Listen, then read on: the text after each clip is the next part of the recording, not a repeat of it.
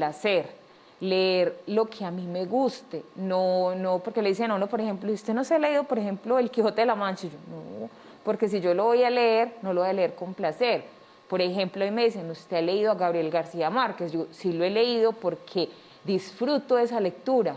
Para mí es placentero leer a García Márquez, entonces es como eso, leer por placer, y por ahí yo no sé si es verdad, yo leí por ahí que el derecho del lector, los derechos del lector, entonces leer el tema que a uno le guste, no leer por obligación, habían varias cositas ahí, y yo digo, no, sí, estoy de acuerdo con todo lo que dicen esos derechos del lector. Bueno, digamos que hay una doble vía. Digamos que leer por placer, dentro de la técnica de la hermeneuta, de la interpretación, la primera lectura que debes hacer es una lectura del disfrute. Es una lectura en la que no vamos a pensar tanto ya en el sentido del texto, sino que la vamos a disfrutar. Es como cuando vamos al cine o cuando vemos una película.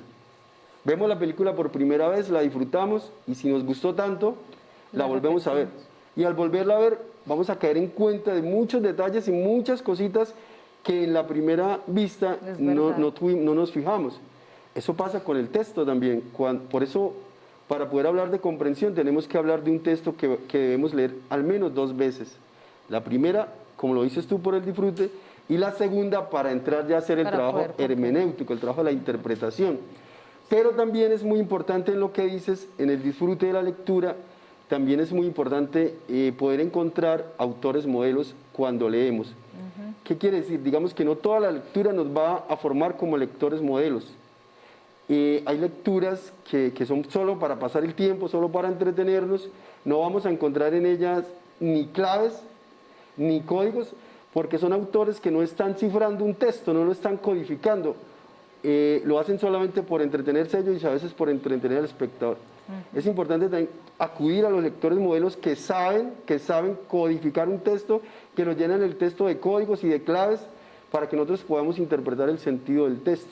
Entonces, digamos que hay ahí una doble vía en el sentido de que empecemos la lectura o iniciémosla con el disfrute, pero tenemos que ir mirando también el sentido de la complejidad del texto, porque ese es, digamos, una de los problemas que tenemos. Y lo que decías tú, por ejemplo, o sea, cuando el texto ya se vuelve intenso, cuando el texto se vuelve complejo, el lector empieza a abandonarlo y entonces ahí pierde el desafío de convertirse en un verdadero lector. Es verdad. Tenemos que ser lectores advertidos, con chicos y chicas y todos los estudiantes y todo lo que nos ven. Tenemos que ser lectores advertidos. Dentro de cada texto, cuando un texto está codificado, hay una intención del autor y esa intención tenemos nosotros que encontrarla, porque en esa intención podemos romper paradigmas y es muy importante que como lectores estemos abiertos, que tengamos la mente despejada y esos choques de paradigmas que van a llegar en un momento hay que encontrarles el sentido y romperlos. ¿Qué quiero decir? Nosotros no podemos seguir siendo lectores por tradición, porque eso es lo que a veces hace que el lector quiera forzar el texto a que diga cosas que no dice, y ese es el primer error. Sí, sí. El texto está ahí ya fijado. Digamos que esa es la gran ventaja de la escritura. En cuanto el texto queda fijado, ya el autor muere. Nosotros los hermeneutas llamamos la muerte del autor. Y ya no nos interesa el autor. ¿Por qué? Porque incluso en el texto que dejó fijado, hay sentidos que ni él mismo se pudo advertir. Sí. Que uno a veces cuando escribe no lo ve de esto, sino que llega el lector y te dice, mira, pero acá yo veo esto. Y uno dice, sí. Sí, no lo pensé cuando lo escribí. No lo hice intencionalmente, pero qué bien. Entonces, por eso estamos hablando hoy en día de un autor y un lector modelo desde los postulados de Humberto Eco. Que el lector tiene que ser un colaborador del texto. Tiene que haber una cooperación entre lector y autor para poder encontrar entonces el camino hacia la interpretación. Y miremos que aquí hay una palabra clave también, y es la traducción. Comprender es traducir el texto. Comprender es traducir en el sentido de que lo tengo que volver sencillo para mí y poder llegar a la última etapa de la comprensión, que es la explicación. Solamente cuando podemos explicar un texto que hemos leído, cualquier texto, sea un texto oral, también sea un episodio dentro del aula o cualquier cosa, eso es lo rico del aula, eso es lo delicioso del aula. Cuando uno es docente de aula, uno es eso, desde una simple expresión rompemos completamente la intención y el propósito que tenía, Sí, digamos, que teníamos inicialmente. Es verdad. Porque es ahí donde nosotros tenemos que llegar con los chicos, a ese pensamiento crítico, a que leemos, pero venga, profe, pero yo pienso que es esto. Y empezamos una dialéctica. Sí, eso es muy chévere y sí, como decías, a veces cambia el sentido de lo que uno quería decir o lo que uno quería llevar al aula, pero enriquece lo que hay en el aula. Sí, es cierto, totalmente cierto. Es que tiene que ser así, Adriana, tiene que ser así porque si la lectura, si lo que has leído no te transforma, si no te toca, entonces no está pasando nada. Entonces, ahí estamos teniendo una lectura, digamos, inútil, árida, desértica, de sentido. Sí, sí. Entonces, mira que hermenéutica, y vamos al de la traducción. ¿Y por qué hablo de traducción? Porque sabes que hermenéutica viene de Hermes, del dios de la mitología griega, Hermes, que es el mensajero de los dioses. Y de ahí viene el sentido de hermenéutica, que es además un término muy contemporáneo o muy reciente, por decirlo así. Cuando empezamos a hablar de hermenéutica, empezamos a hablar de encontrarle sentido primero a los textos sagrados, porque es ahí en los textos sagrados donde empezamos a hablar de hermenéutica, de la interpretación de esos textos bíblicos que son textos que envuelven el mito, que envuelven la literatura, que envuelven la historia, y que hay que ser muy, muy, muy meticuloso para poder entrar a encontrar sentido en estos textos, y de ahí viene. Entonces, ¿qué pasaba con Hermes? Hermes era el que llevaba el mensaje de los dioses a los humanos en la epopeya, porque la epopeya es eso.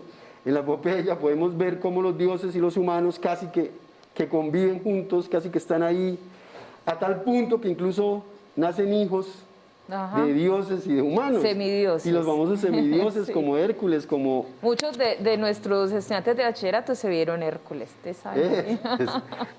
Semidioses como Hércules y como incluso Aquiles, el protagonista de la Ilíada. Entonces, Hermes tenía que ser muy cuidadoso. En lo que traducía. Porque llevaba un mensaje de los dioses a los humanos, y lo primero que tenía que hacer Hermes era interpretar el texto, traducirlo, para hacerlo comprensible a los humanos y no se fueran a presentar, digamos, discordias entre dioses y humanos por un mensaje mal entregado. Entonces ahí venimos al tema de la traducción. Yo he hecho unos ejercicios, por ejemplo, con palabras como que parecen tan obvias, que parecen que ahí está el significado, y que ese es el gran error, ese es el gran problema.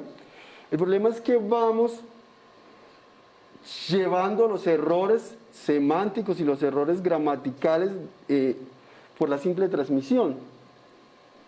Entonces una palabra como latente, y tú escuchas la palabra latente, y cuando hacemos el ejercicio, latente, ¿qué es latente? Entonces todo el mundo... bueno, es algo que está ahí presente, es algo que vemos, es algo que se puede sentir. Otros dicen es algo que está latiendo, que está vibrando. Y el significado latente es oculto. Y cuando uno hace el ejercicio, entonces, ¿cómo así que latente es oculto? Y lo hemos venido usando en el sentido de patente. De algo que no está oculto. Algo que no está oculto. De algo que no es, que eso es patente, la diferencia. Entonces, es eso. Por eso tenemos que ser tan advertidos en la lectura, y por eso, como yo le digo a mis estudiantes, a ver, el diccionario, no, que no lo traje, bueno, listo, que tú crees que no lo necesitas, y para no necesitar nosotros un diccionario tendríamos que conocer todos los vocablos de la lengua española y poder decir entonces, sí, mira otra palabra que es muy, muy frecuente para hacer el ejercicio, la palabra meretriz. Meretriz, que suena tan bonito y que pareciera, de pronto podría llegar a sentirse como un halago, y significa prostituta. Sí. Y quien no la conoce la puede asociar por emperatriz, por por relaciones, digamos, casi que de campos semánticos. Y ese es el gran problema, ese es el gran problema, y ahí es donde empieza la discusión más importante en el aula, y es, del texto podemos decir muchas cosas, pero no cualquier cosa. Eso es muy importante, maestro. Del texto podemos decir muchas cosas, pero no cualquier cosa. ¿Qué quiere decir? Sí, hay posibilidad de mucho sentido en un texto, pero él tiene un sentido ya cifrado. Entonces, ¿qué quiere decir? No podemos forzar el texto a que diga lo que nosotros queremos que diga, que pasa mucho con los estudiantes y que pasa mucho con la gente. Lo traías en la primera diapositiva que, bueno, sí, cuando el profe la puso ahorita me pareció muy interesante eso que decía. Bueno, él trae qué es leer, pero me parecía muy importante que decía que no es el anterior, sí es el anterior. Creo que anterior no hay, creo que entonces sería la siguiente. Ah, bueno, es la siguiente, que decía que no era saber leer y que sí era saber leer. Entonces, era muy interesante porque decía, no es descifrar lo que está escrito, sino darle un significado al texto. Entonces, explíquenos pues, profe, eso porfa. Es que de eso precisamente, cuando hablamos de que no es simplemente descifrar, que no es simplemente el hecho de decodificar. El código es la lengua. Para nosotros poder decodificar un texto, lo primero que debemos conocer es la lengua. Es saber qué ahí dice descifrar, es eso. Estos son los códigos, saber qué dice descifrar, qué dice lo, qué dice qué, es eso. Digamos que lo que estás diciendo, cada signo lingüístico, porque qué rico que entras ahí, porque esa es, digamos, la importancia del signo lingüístico. Digamos que el signo lingüístico, o sea, cada palabra que usamos tiene tres componentes, que es, o cuatro: ser arbitrario, ser convencional, tener significado y tener significante. Eso es importante en la medida de que lo que acabas de decir, para poder nosotros entrar a hacer comprensión, hay que estar muy atento a cada signo lingüístico. Bueno, entonces, ¿qué es la arbitrariedad? Eso es importante saberlo porque digamos que los nombres de las cosas aparecen porque nosotros los seres humanos necesitamos nombrar las cosas. ¿Nombrarlas para qué? Para podernos comunicar entre nosotros. De tal manera que yo te pueda decir, Adriana, alcánzame porfa el marcador. Y tú sepas qué es el marcador. Y mira que ahí están los ruidos en la interpretación y en la comunicación. Y esos ruidos es lo que nosotros necesitamos eliminar para poder hacer comprensible un texto. Entonces, ¿qué es la convencionalidad? Nos ponemos de acuerdo. Yo le hago el ejemplo a los estudiantes muy sencillo, te lo voy a hacer contigo. Entonces, vamos a la convencionalidad. Vamos, ¿cómo te llamas, Adriana?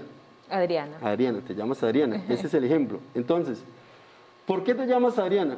Por un acuerdo convencional entre papá y mamá, sí. Y mamá. Y yo creo que hasta hermanos. Yo también hago mucho esta, digamos, aclaración, porque como las familias de hoy ya no son la familia tradicional papá-mamá, entonces, digamos, puede ser que no esté implícito esto y por eso también tenemos nosotros como maestros que ser muy cuidadosos en cómo entregamos el mensaje, porque a veces podemos tocar heridas o herir o abrir cicatrices en lo que hacemos. Entonces, por ejemplo, yo le doy ese ejemplo a un niño que no tiene papá o que no tiene... Y lo voy a herir. Sí, de hecho uno en el aula es muy cuidadoso, por ejemplo, pregunten, o cuando aquí también uno lo hace, pregunten en su casa, o ustedes que están con papá, o con mamá, o con los abuelos, si le toca a uno para no herir susceptibilidades, bueno, porque no todas las familias son papá y mamá. No son, hoy en día no son. Ya se está volviendo, es casi la más rara de todas. Sí, sí, sí. Porque hay mucha separación, hay mucha. Bueno, pero entonces... Convencionalidad es que nosotros nos colocamos de acuerdo para llamar las cosas. Entonces, papá y mamá deciden llamarte Adriana para poderte nombrar de una manera correcta, ¿cierto? Y luego viene la arbitrariedad. El signo lingüístico no corresponde a la realidad. Es decir, ¿en qué sentido te lo voy a decir? Sí. Papá y mamá te preguntaron, ¿te quieres llamar Adriana? No nos preguntan. Desde ahí ya viene lo arbitrario.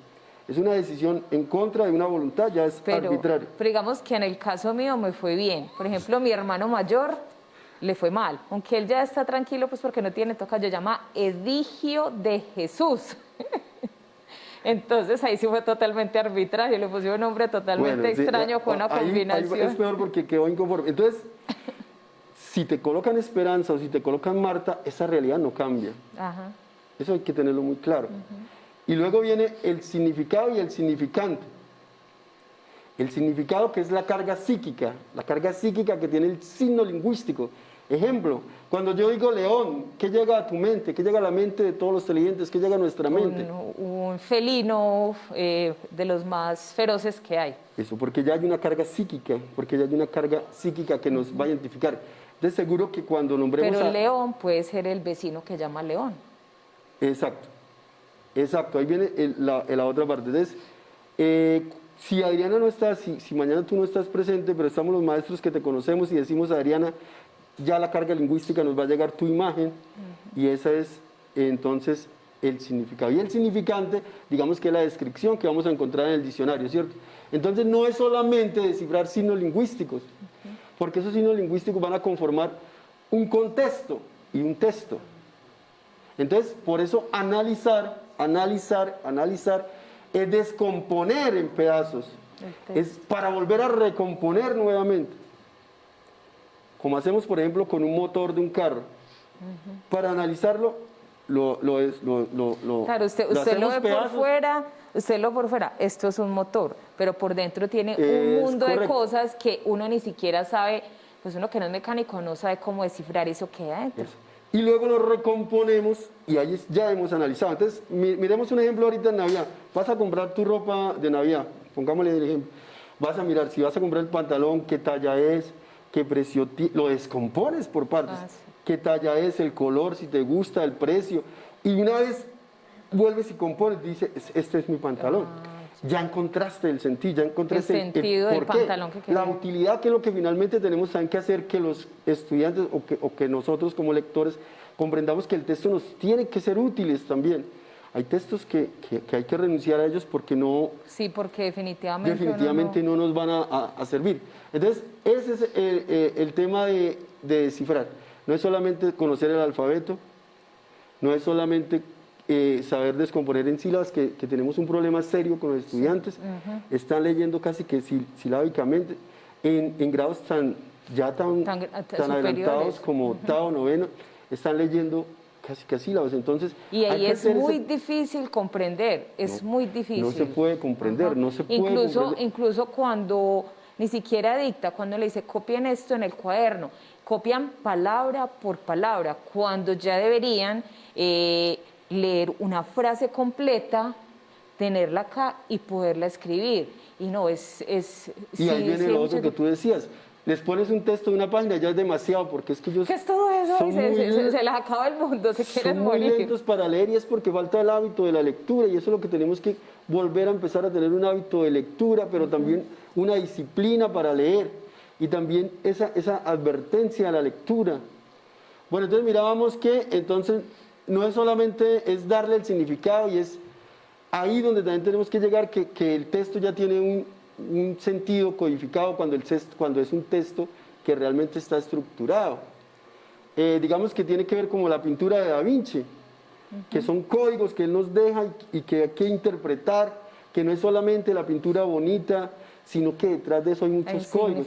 Lo mismo hace el autor. El autor codifica el texto, nos va dejando marcas textuales. A eso llamamos marcas textuales, que nosotros ya vamos entendiendo que las marcas textuales son, por ejemplo, los adverbios, son, por ejemplo, los adjetivos. Ahí vamos encontrando nosotros marcas textuales. Digamos, vamos a mirar este pequeño texto que nos dice: los grandes hombres tienen grandes bibliotecas, los demás tienen grandes televisores. Los grandes hombres tienen grandes bibliotecas, los demás tienen grandes televisores, y ese grande es una marca textual que te está diciendo, bueno, nos importa más tener un gran televisor que tener conocimiento. Y una biblioteca, pues generalmente ya no existe una biblioteca en una casa común y corriente. Entonces, ¿qué pasa? Ese abandono de la lectura del texto es lo que hace que hoy en día haya unos niveles de comprensiones muy bajos. Sí. Y es tan así que para poder lograr estadísticas altas en comprensión, lo que estamos reduciendo es la complejidad de los textos. Estamos haciendo textos más ajustados al prototipo de lector que tenemos y no hemos hecho lo que deberíamos hacer, que es llevar al lector a un nivel complejo de lectura para que pueda entender textos de calidad, textos que se ofrecen. Johan, y ahí podríamos decir que también se deriva la comprensión del acontecer político, la comprensión de los hechos que suceden en nuestro contexto. Pues yo pienso eso, si usted no tiene comprensión de lectura de un texto sencillo, difícilmente va a poder comprender todas esas cosas que pasan en nuestro alrededor, políticas, económicas, sociales, culturales, difícilmente lo va a poder hacer y va a poder, pues va a poder discernir al respecto y tomar decisiones más sabias, digámoslo así. Lo acabas de decir, hay que ser advertido. Es que si yo tengo a mi interlocutor, incluso si en este proceso que estamos haciendo los dos de estar acá frente a frente, una mirada me puede estar diciendo si tú estás atento a lo que yo estoy diciendo, o si está totalmente perdida, o si estás que se va a dormir. Entonces mira que aquí hay una cosa importante, y es a través de la lectura el lector enriquece su léxico. Por eso son importantes los textos. Es que mira, hay textos que, y lo hacemos con los estudiantes, cogemos un texto y pasamos 30 páginas y no ha pasado nada, no ha llegado nada nuevo, no hay cómo enriquecerse con ese texto. Y si necesitamos hablar del léxico, que tenemos ese gran problema también. El léxico, sí. Pobre. Estábamos grabando dictongos y hiatos con los estudiantes y yo les decía, bueno, son 14 clases de dictongos que tenemos en la lengua española, los crecientes, decrecientes y homogéneos. Son 6 crecientes, son 6 decrecientes, son 2 homogéneos. Si hacemos 10 palabras por cada uno son 140 palabras. Y ya tú le dices, bueno, vamos a hacer 140 palabras, ¿y cómo? 140, ¿y a qué horas? Están ahí en todas partes, están en todas partes. Y les decía entonces, si Miguel de Cervantes Saavedra usó 24.000 vocablos distintos en su Quijote, entonces imaginemos qué es buscar 140, 140 entre 24.000, y vamos a hacer acá, Johan. mira, vamos a hacer acá, interiorizar. Ya ahí tenemos un dictongo creciente de vocal cerrada a vocal abierta. Y todas las palabras están llenas de eso. Sí. Mira, acá tenemos por todas partes. Aumenta. Entonces es simplemente advertirnos que no es nada del otro mundo. No es difícil hacer el ejercicio. Que no es nada del otro mundo, que está ahí en todo lo que hablamos, en todo lo que... Vea, leer, aquí tenemos un hiato, 2 vocales abiertas, se separan. Un hiato son 2 vocales seguidas en diferentes sílabas. Las 2 abiertas chocan por ser abiertas. Leer. Y en cambio el dictongo son 2 vocales seguidas en la misma sílaba. Atención. Tensión queda la I y la O. Si el acento está en la vocal abierta es dictongo. Si está en la cerrada, sí es hiato. Bueno, pero me decías. Que aquí con el asunto del léxico, entonces encontramos, como decías ahorita, estudiantes de secundaria con un léxico todavía de primaria. Entonces, por ejemplo, yo lo que hago, yo soy docente de sociales. Cuando yo fui profesora de primaria, porque lo fui, claro, ¿no? Les buscaba lecturas, cuentos súper sencillos, con un léxico súper sencillo. Ahora que estoy en secundaria, en sexto, textos súper sencillos, con léxico sencillo, pero con más cantidad, digámoslo así. En séptimo aumenta un poquito, octavo, noveno, décimo y 11. Y un ejercicio que tú decías ahorita, las palabras que no conocemos del texto. Nosotros procuramos, bueno, subraye las palabras desconocidas, busque el significado. Y muchas veces le entregan el ejercicio, no, es que yo no encontré palabras desconocidas. Y entonces uno, sí, ¿y esta qué significa? Ah, no sé, ¿y esta qué significa? Y van a mirar y el sentido del texto a veces está perdido o de lo que uno les preguntó porque creemos que no sabemos todo eso. Y no, es que desde el bebé que salen las palabras básicas, que todavía no sabe artículos y todo ese tipo de cosas, hasta la edad adulta uno debe mejorar su léxico. Y en la medida que se lee, el léxico aumenta. Es que de eso te estaba hablando, el ruido externo y el ruido interno. Dentro del ruido interno tenemos entonces ese léxico desconocido. Incluso acá, digamos, muchas personas ni siquiera sabrán qué es el léxico. Entonces, bueno, pero ¿qué está hablando? Sí. Y ahí donde no la comprensión se rompe. No sé si pasemos acá a ver qué significa comprender un texto. Lo que te decía, mira, hay una interacción entre el escritor y el lector. Eso se llama fundir horizontes. Hay que fundir horizontes con el texto, con el autor. Hay que tratar de prever, bueno, este autor en dónde estaba, qué estaba pensando, qué quiere decirnos, de qué me está hablando. Y mira que los personajes se convierten en el medio a través del cual uno lleva su ideología, y en la boca de los personajes uno va colocando lo que uno quiere que esa gente, que ese lector empiece a pensar, empiece a darse cuenta y empiece a advertir que la cosa no es tan simple como parece. Por eso, Rico, hoy que estamos hablando de bachillerato, porque es que aquí ya la cosa Sí, es de otro tiene que nivel. irse volviendo más compleja. A un texto sencillo, tú le dices, dime La la tesis. dimensión antropológica del texto bíblico. Dime, háblame de la dimensión antropológica del texto bíblico, y empiezo ya a decirle al muchacho, pero dime qué es. No, profe, pero ¿qué es antropológico? Acuérdese que eso lo vimos por allá en sexto, en el tema del renacimiento del humanismo. ¿Sí se acuerdan? Yo les digo así. El humanismo. Antropológico, entonces ahí está. Ya el estudiante queda bloqueado. Y entonces ya uno le puede decir, bueno, entonces ahora es donde tienes que entender que el diccionario es importante. Y que ahora más que Sí, nunca sí. tienes una herramienta preciosa que es el celular. Entonces saque su celular, descargue un diccionario en su celular. Y entonces tráigalo aquí a la clase y búsquelo, porque digamos que son más amplias las definiciones, más amplios Y los encuentra conceptos. los sinónimos, los Es antónimos, y con correcto. eso se comprende la palabra Es que, en toda su digamos que dimensión. hoy, lamentablemente toca decirlo, estamos más en un problema de la pereza, Sí, es verdad. porque el conocimiento está ahí, lo que tú quieres que te hagan digamos, el análisis sintáctico de una oración, y se lo hacen, y te dice, mira, determinante, adverbio, sustantivo, todo está ahí. Pero ¿qué pasa? Que no acudimos a esa herramienta, sino que herramientas tan hermosas y tan preciosas y tan importantes como el celular, que es que el celular ya no es un teléfono, el celular ya es un un PC, mini computador, es un sí, computador. un computador. Mejor dicho, tenemos todo a la mano, y entonces el conocimiento hoy en día está ahí, a la vanguardia de todos. Entonces, activación, esto es muy importante, y aquí quiero hacer activación de conocimientos previos. Esto es muy importante, y esto lo he venido trabajando con los chicos, y hay que trabajarlo, necesitamos 3 competencias para comprender un texto, para entrar a la comprensión de lectura.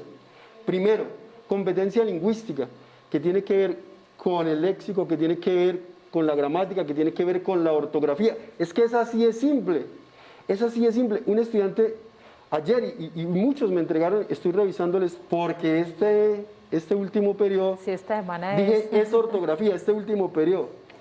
Y los chicos se asustaron. Yo les dije, 5 errores de ortografía en el cuaderno y tienen 1 en el periodo, y valen 60%. 5 errores en el cuaderno, 60%, y tiene 1.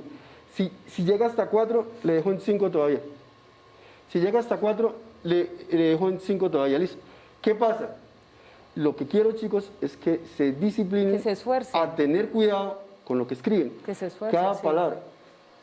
Claro. Johan, vean lo que decíamos el miércoles aquí en la clase que teníamos con la profe Yomara sobre, ay, ya se me olvidó, sobre ortografía.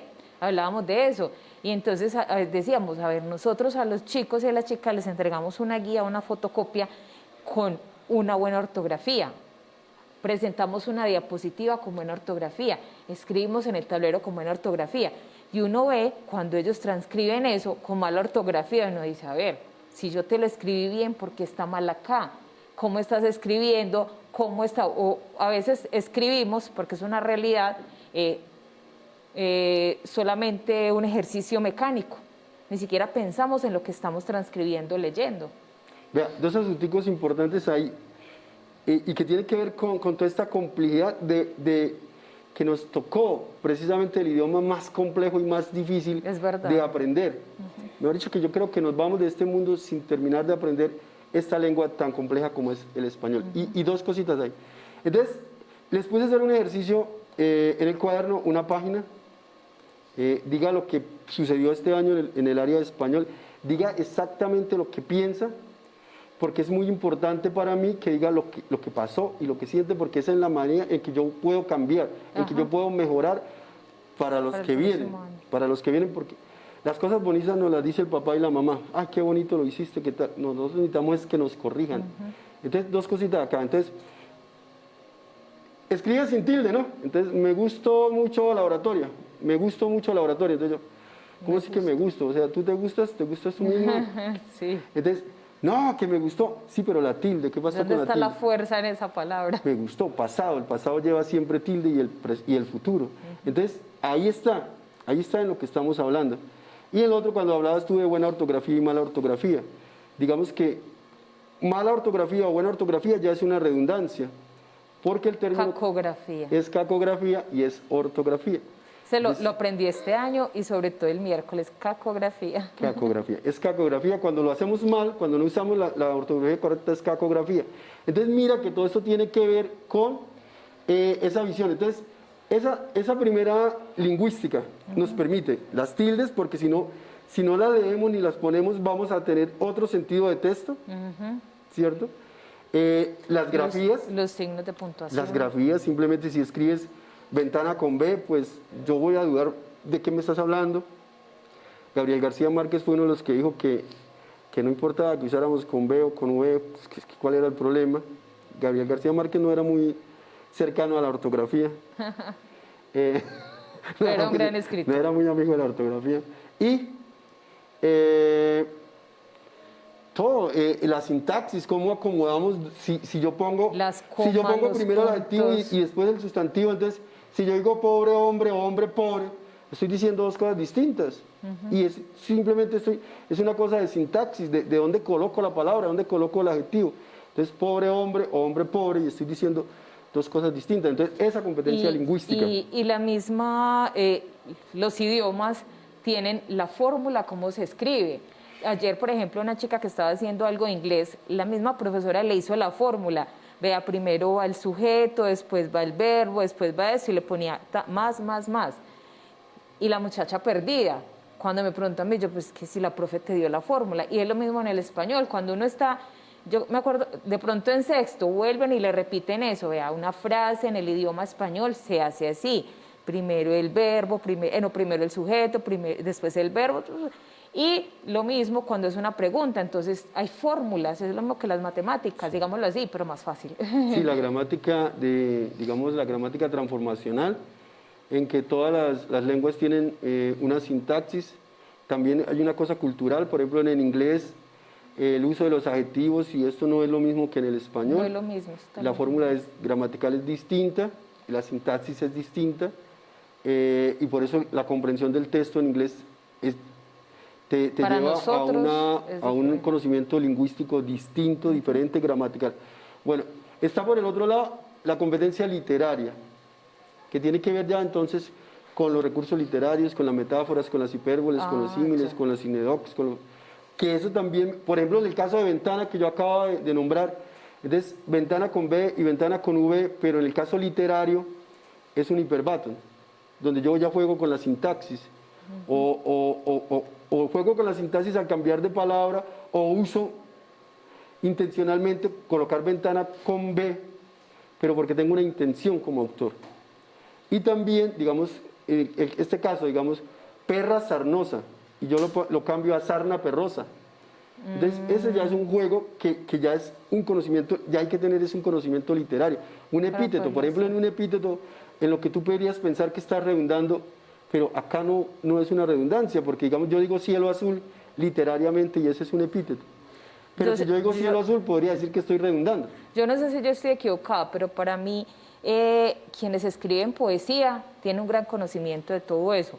No cualquiera puede escribir poesía. No. A veces los chicos le piden a uno ayuda para hacer poesía y uno dice, no, yo de eso no sé nada. Pues no tengo idea. Sí, yo no me atrevo a hacer poesía porque no tengo conocimiento y para mí sería un irrespeto a quienes sí lo hacen y sí leen poesía, porque yo no leo poesía tampoco. Hay un texto muy importante que dice, el que tiene imaginación y no se educa, tiene alas pero no tiene pies. Lo que acabas de decir. Total. Necesitamos una formación por más creativos que seamos, necesitamos una formación porque podríamos terminar en lo que te estoy diciendo, en la transmisión de errores que es lo que tenemos hoy por hoy, y ha sido así, la transmisión de errores que se convierten en una cultura y que culturalmente los aceptamos, pero que no debería ser así, pero que no debería ser.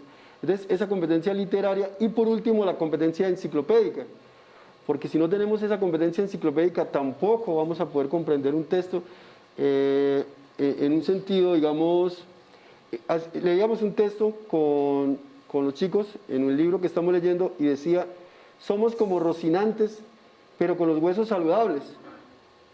Entonces entramos en el tema de esa competencia. Bueno, ¿y por qué Rocinante? ¿Qué es Rocinante? Ajá, y si uno no sabe quién es Si Rocinante, tú no sabes que Rocinante es el caballo del Quijote, que es Flacuchento, que Rocinante, y que el nombre de Rocinante lo toma Cervantes Saavedra, porque es que Cervantes Saavedra lo que hace con el Quijote es una ironía, una parodia de la caballería, de los caballeros andantes.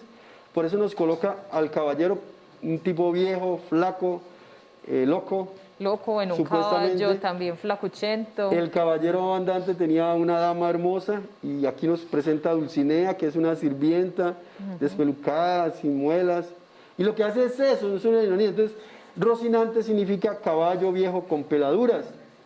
Y entonces mire cómo el autor dice, éramos como Rocinantes con los huesos saludables. Y hace la aclaración, porque sabe que Rocinante es un caballo enfermo. Dice, nosotros somos flacos como Rocinantes, enjutos como Rocinantes, sanos. pero estamos sanos. Y hace la aclaración. Y entonces, ¿cómo interpretas esa cosita así tan pequeñita si no sabes qué es Rocinante, si no has leído el Quijote, si no tienes idea del Quijote?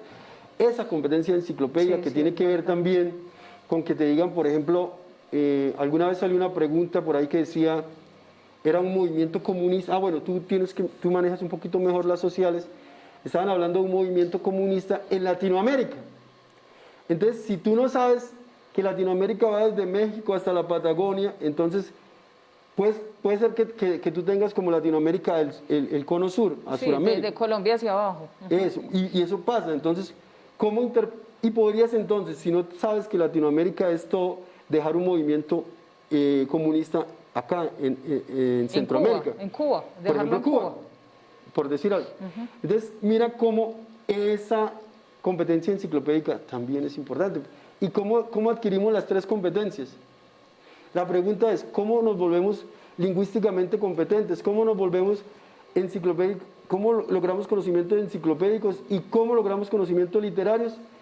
Leyendo. Johan, y vea, tan importante eso que acabas de decir de leer y con el ejemplo de Latinoamérica, que incluso uno dice, o en el común se dice a Latinoamérica, es porque son países que sus idiomas, el español y el portugués, son de raíces latinas, pero a uno mirar ya desde el contexto histórico en la época, y el nombre de Latinoamérica tiene otros, se le puso Latinoamérica fue por otros aspectos políticos, ideológicos, de pugnas entre grandes potencias. Entonces, por eso hay que leer, porque uno, no, es porque son de origen latino. Hay otras cosas ahí. Es imposible llegar a una comprensión si no tenemos un ejercicio o un bagaje intelectual mediano, porque es que tampoco no estoy diciendo que tengamos que ser eruditos, ni que tengamos que ser tampoco sabios, pero sí mínimamente tenemos que haber vencido muchos obstáculos. La comprensión es un acto interactivo bidireccional. Mira, por ejemplo, ahorita, ¿qué pasa ahorita? Estamos hablando ahorita de los famosos intersticios en literatura. ¿Qué son los intersticios? Y pasa y está sucediendo con la gente, que la gente dice, no, qué cosa tan mala. Aquí ahí no está dicho todo, aquí hay muchos vacíos. Esos son intersticios, que hoy en día en la literatura contemporánea son intencionales desde el autor. Entonces dejamos unos intersticios para que el lector entre a colaborar en la creación literaria, entre también a no ser un lector pasivo, sino un lector activo, que está desarrollando también su imaginación. Entonces, rompemos un poco el esquema de los hermanos Grimm, del cuento de principio a fin, con un final feliz, y empezamos a entrar en una cosa muy distinta, que es llevar al autor con códigos y pistas que le vamos dejando en el texto, a que esfuerce y recomponga el texto Decía, incluso Humberto Eco decía que el lector puede llegar a hacer novelas mucho mejor o textos mucho mejores que los que hicimos nosotros en nuestra primera intención. Johan, y otra cosa también es el contexto o el tiempo histórico en el cual se escribió. Yo me acuerdo hace muchos años que estudiábamos el Apocalipsis, y entonces es diferente a la interpretación que se hace el Apocalipsis, que es que no, que va a venir Dios y que va a pasar. No, fue hecho, hay que mirar el contexto histórico. Se escribió en una época de persecución, entonces se escribió en clave, en código. Todo lo que hay en el Apocalipsis es en clave y en código. Pues ya no vamos a profundizar en eso porque no vamos, pero esa es la realidad. Por ejemplo, ese libro que tanto conocemos y que a mucha gente hasta le da miedo leerlo, que por lo que va a pasar, cuando ya pasó, ya ocurrió. Es tan claro lo que acabas de decir y que tiene que ver con la formación, y es la cosa del mito.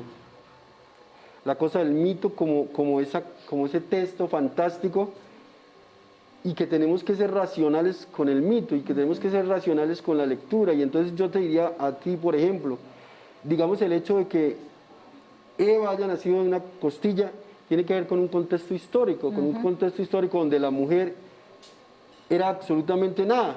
Ajá, total.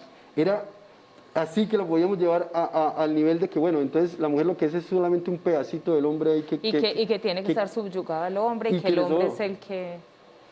Eso es muy importante porque dice Eduardo Galeano en un texto de él, dice que Eva dice, ¿no? Si Eva hubiera escrito el Génesis, hubiera dicho, yo no nací de ninguna costilla, ningún Dios me dijo que tenía que vivir, servirle a un esposo, son solo mentiras que Adán le contó a la prensa. Entonces miren cómo un autor que tiene la capacidad de abstraer todas estas situaciones y construir un texto para que el lector advierta. Y es que ese es el problema y el compromiso de nosotros como autores, somos una especie de profetas en los que tenemos es que advertir al lector de que no tenga miedo, de que si tú lees un texto como el Caín de José Saramago, te estremece todas las paradigmas y todas las cosas que tú puedas imaginarte. Imaginarte cuando Saramago coge ese personaje a Caín, que por cierto es el malo de la película, y termina en la historia bíblica, y termina diciendo, no, pero venga, vamos a esto, y termina llevándote a que abra los ojos a muchas cosas que no son más que hay que masticarlas mejor, que hay que digerirlas mejor, y que lo que tú dices, no tenerle miedo a enfrentarlas. Discernirlas. No tenerle miedo. Aquí tenemos unas estrategias para desarrollar la comprensión lectora. Digamos que habla del ajedrez, de los crucigramas, cositas que se hacen con los chicos, ejercicios de comprensión múltiplos. Y yo creo que el tercero es el único que realmente uno dice, ¿cuál es la estrategia que realmente te va a formar como lector? Leer mucho, chicos y chicas. Leer mucho. Y a todos los que nos están viendo, leer mucho. Es que no nos vamos a formar como lectores, como escritores, no vamos a estar, digamos, a tener un espacio en la academia si no leemos. Y no se quejen cuando nosotros les ponemos textos. Nosotros nos tomamos la tarea de mirar qué textos son adecuados para ustedes, qué textos no los van a aburrir, qué textos les pueden ayudar para ir mejorando el léxico, para ir mejorando la interpretación. Entonces, si nosotros nos tomamos todo ese tiempo, no se quejan. A veces cuando se quejan, yo soy como que les voy a poner uno más difícil, pero es eso, miren, todo el esfuerzo que estamos haciendo nosotros los profes para que ustedes tengan una mejor comprensión. Y ustedes dirán, es que yo no voy a ir a la universidad, pero lo que estamos hablando ahorita es que es una comprensión también del mundo que te está rodeando, en todos los aspectos, porque para eso también nos ayuda. Johan, lo voy a invitar a que nos vayamos a la pausa activa. No sé si usted va a hacer, venga, invitemos al profe que entre por un ladito. No sé si usted va a hacer la pausa con nosotros o va a descansar un ratico. Voy a preparar lo que sigue. Ah, bueno, listo. Entonces yo me quedo con el profe José Fernando y entonces hacemos la pausa activa. ¿Qué más, profe? ¿Cómo está? ¿Cómo está? Muy buenos Bien. días para todos. Espero que se encuentren de la mejor manera. Hoy venimos de la Secretaría de Deportes de este tipo de actividades. Espero que todos estén bien atentos a los ejercicios que vamos a hacer. Recuerdo que esto nos ayuda a la parte física y la parte mental. Entonces vamos a comenzar, como lo hemos hecho desde antes, de menos a más con movimientos básicos. Nos vamos a desplazar de lado a lado para activar nuestro físico. Listo, vamos de lado a lado, suavecito. Vamos, profe. Yo soy tan mala para eso. Eso es, la idea es que todos participen, nos ponemos bien activos. Muy bien, vamos de lado a lado. Seguimos, eso es. Vamos. 5, vamos, 4, 3, 2, 1. Así como estamos haciendo este movimiento, vamos a tocar talones por detrás de nosotros. 1, toca talones. 2, 3, 4, 5, 6. Muy bien, 7, muy bien, profe. 8, 9 y 10. La puedes siempre tan activa. Listo, ¿qué vamos a hacer ya? Tocamos talones para la parte delante de nosotros. Subimos bastante la rodilla. Eso, de lado a lado. Muy bien. Arriba, arriba, arriba, arriba. ¿Qué vamos a hacer ya? Vamos a cambiar los desplazamientos de las extremidades. Vamos a sacar puño adelante, pierna atrás. Bastante, vamos a estirar bastante nuestro cuerpo de esta manera. Eso es. Vamos. Eso es. Sigue. Bien. Vamos, 5 veces. 5, 4, 3, 2, 1. Nos recuperamos un poco y en puntitas de pies como si estuviéramos caminando. Eso es. Seguimos. Muy bien. Vamos a avanzar. Pierna adelante, mano contraria. Vamos. Tocamos. Eso es. Ponemos 2 pasitos adelante. 2 pasitos atrás. Tocamos rodilla. Eso es. Arriba. Vamos, volvemos. Arriba. Eso es. Bien. 5 más. 1. 2. Muy bien. 3. 4 y 5. Ahora con la profe vamos a hacer fortalecimiento muscular. Vamos a hacer bastante fuerza en nuestras piernas de esta manera. Pero nos quedamos de gancho. Nos vamos a sostener bien abajo y vamos a hacer el siguiente movimiento. Pasito adelante, pasito atrás. Pasito adelante, pasito atrás. Eso es. Vamos. Muy bien. 5 veces. 1, 2, 3, 4 y 5. Recuperamos la posición. ¿Qué vamos a hacer? Ocupamos espacio. Avanzamos. Bueno, Tocamos. Avanzamos. Eso es. Con el mismo pie, con el diferente. Eso es. Hacemos muy bien. Eso es. Seguimos. 5, 4, 3, 2, 1. ¿Y qué vamos a hacer? También en parejas vamos a estirar nuestro cuerpo. Nos sostenemos de los hombros Así. y damos pierna recogida atrás, atrás, atrás. Ahí sí no me voy a caer hoy. No, vamos bien sostenidos de esta manera. Muy bien, cambiamos la pared para acá. Nos sostenemos. Eso es. Ven arriba, ven arriba. Excelente. ¿Qué vamos a hacer? En puntitas de pies vamos a estirar nuestro cuerpo. Talones arriba. Eso es. Nos vamos a hacer de espalda la profe y todo. Y con mano contraria vamos acá. Aquí nos vamos acá. 5 segunditos. 4, 5. Cambiamos al otro lado. Eso es. Vamos a separar nuestras piernas y nos encontramos abajo. Y nos vamos a quedar allá. Eso es. Sin doblar las rodillas. Sí, tratemos de que tengan extendidas. Listo, hacemos torsión y nos encontramos arriba. Eso es.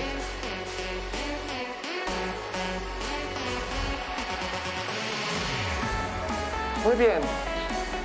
Vamos a darle un aplauso a la profe. Espero que hayan participado de la mejor manera. Esperamos dentro de 8 días. ¿Cierto, profe? Que también hay pausa activa. Sí, entre 3 días también hay cosas. Sí, allá la última del año. No, profe. Sí, señor, la última del año. Entonces ahí nos despedimos. No, profe. Bueno, y muchísimas gracias. Voy a volver a amanecer, mentiras. No va a amanecer muy bien. Pero aprendí algunos ejercicios de fortalecimiento que puede hacer uno contra la pared exactamente. o sostenido con alguien de la casa. Con alguien de la casa lo puede invitar a hacer este tipo de actividades. Y no, pues fue muy cortico pues aquí por el tiempo, pero no lo sentí como duro. Pero vamos a ver mañana cómo es. Mañana de pronto los músculos van a ser resentidos, pero de igual manera esto nos va a ayudar demasiado para nuestro cuerpo y la salud mental. Ah, súper bien, profe. Entonces, muchísimas gracias, José Fernando. Y mientras tanto, nos vamos a ir a algunos comerciales y seguimos con el profe Johan para que culmine la clase. Entonces, vamos a pausa comercial y volvemos.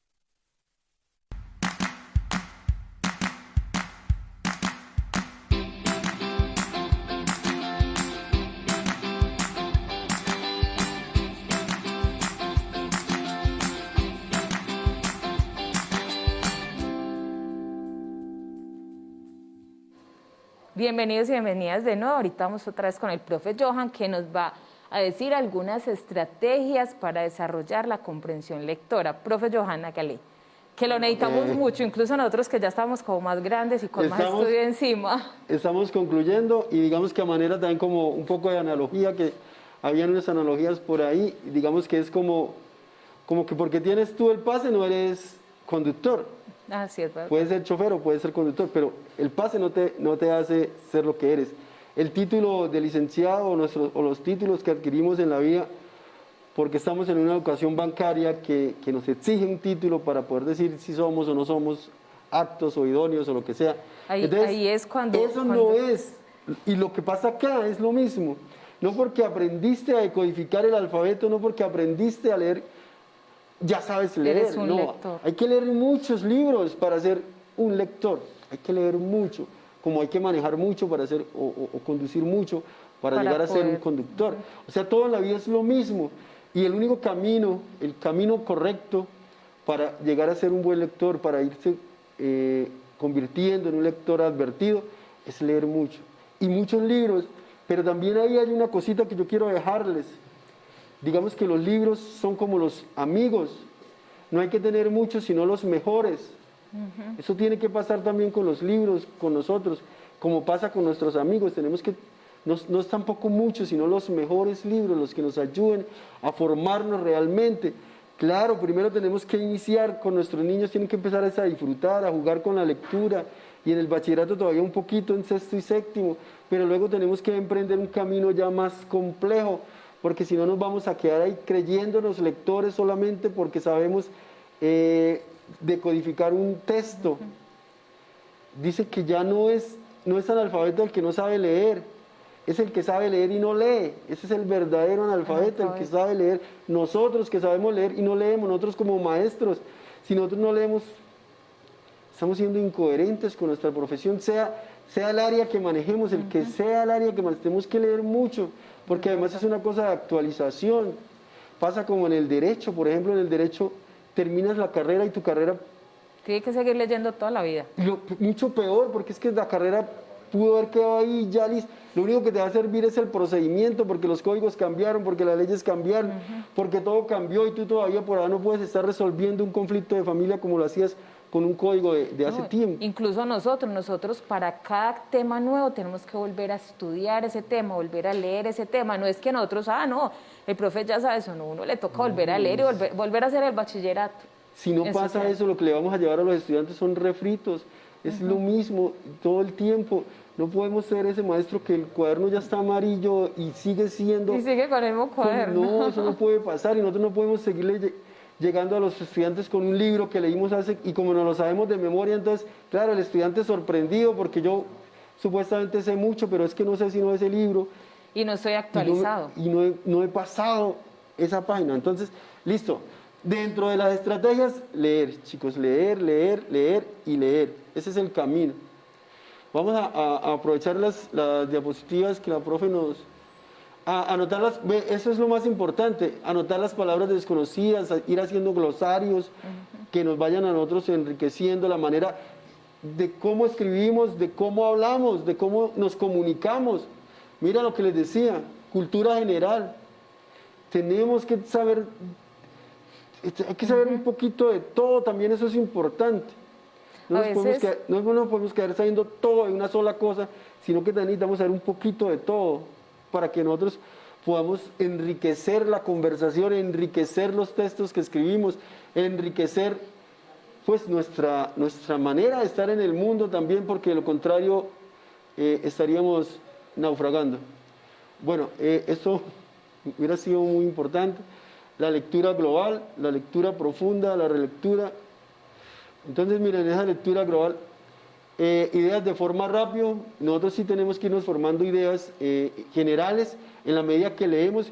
Es también, hace parte del adiestramiento, cuando en la medida que nosotros leemos mucho, en el simple comienzo del texto nosotros ya vamos conociendo para dónde va el texto, hacia dónde nos va a llevar el texto. Leer de principio a fin, eso es muy importante, no empezar libros y dejarlos a medias, porque quizá había... Se pierde lo que en es la no, historia. en el texto que estábamos leyendo ahorita, es de zona libre, ¿no? Entonces son textos escritos para adolescentes y las historias son de adolescentes. Entonces se llama El disfraz. Entonces hay un episodio donde el chico lleva a la chica y uno de los amiguitos del protagonista es muy gallinacito, ¿no? Entonces y es para entrar a esto. Entonces entran a una cafetería y la niña que atiende es una niña rubia muy bonita, entonces él de una vez empieza a piropearla y cuando le trae el pedido, le hace el pedido y le dice, bueno, pero también quiero una cita contigo, ¿no? Entonces la chica vuelve y le trae el pedido, supongamos que era un perro y una gaseosa y él le dice, bueno, ¿y la cita? Entonces ella le dice, el postre se deja para el final. El postre se deja para el final. Entonces, ¿qué pasa? Puede ser que el postre esté al final. Ajá. Puede ser que el postre... Mire que cuando Eduardo Galeano nos cuenta cómo escribió Memorias del Juego, nos dice, es que fueron horas y horas leyendo libros que difícil de leer, pero al final uno encuentra algo y eso es lo que pasa. Por eso la lectura no la podemos dejar a medias, nos podemos estar perdiendo lo más importante. Bueno, la relectura, lo que les decía, es muy importante. Una sola lectura no nos alcanza para encontrar el sentido de un texto.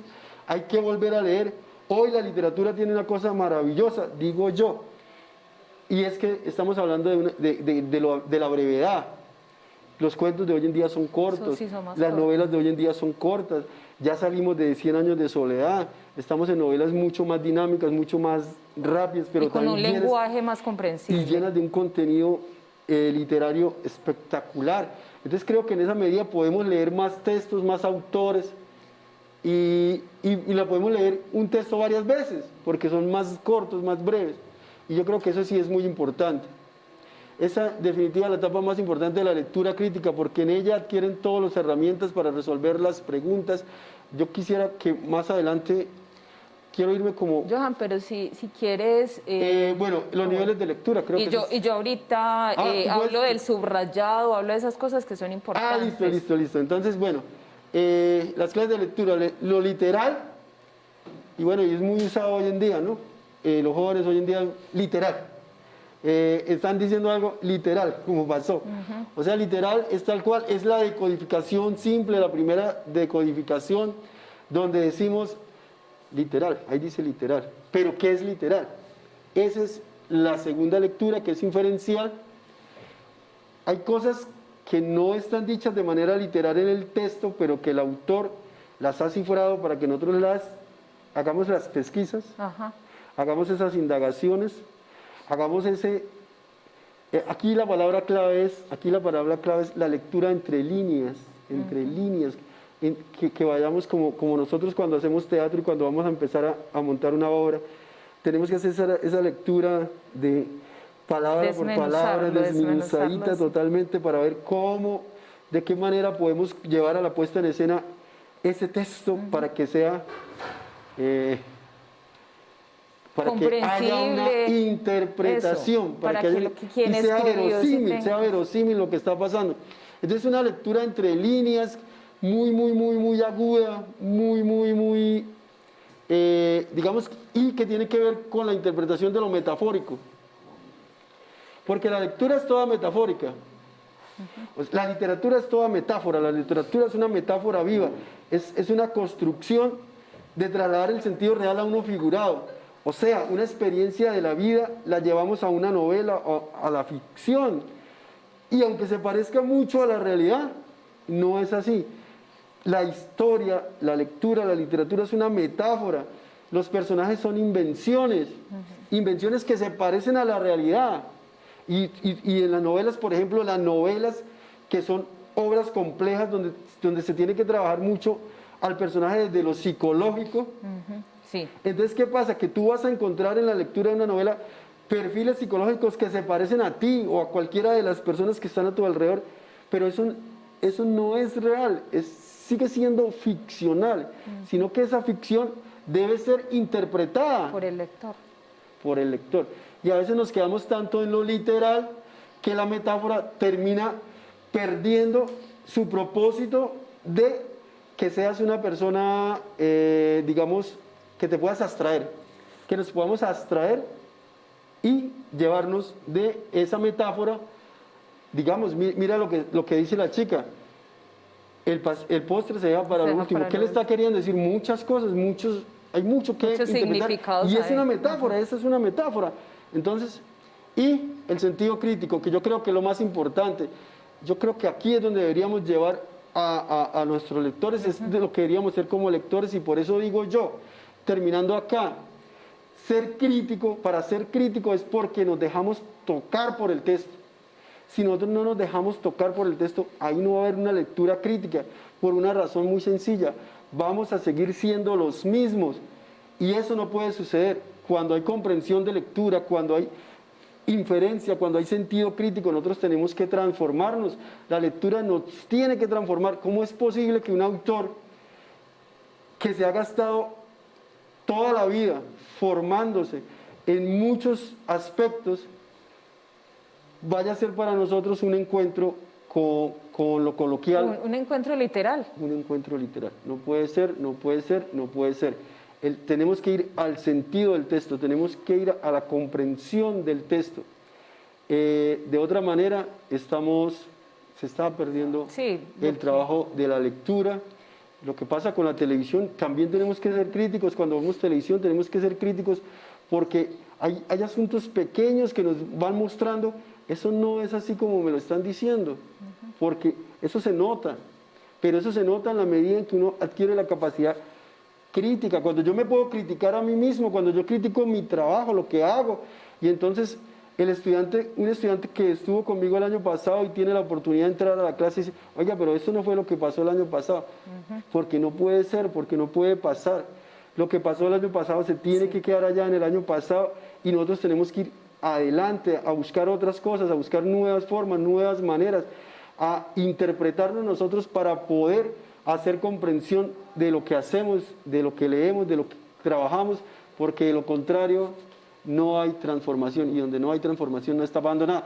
Tiene que ser como el universo, dinámico completamente. Cada segundo del universo somos distintos, en cada segundo somos diferentes. Bueno, Johan, ya se nos acabó el tiempo. Igual tú te tienes que ir al colegio, que Gracias, los chicos Adriana. te están esperando. Muchísimas gracias, porque fue muy interesante, no solo para los chicos, para mí, para los camarógrafos que también estaban aquí haciendo aportes.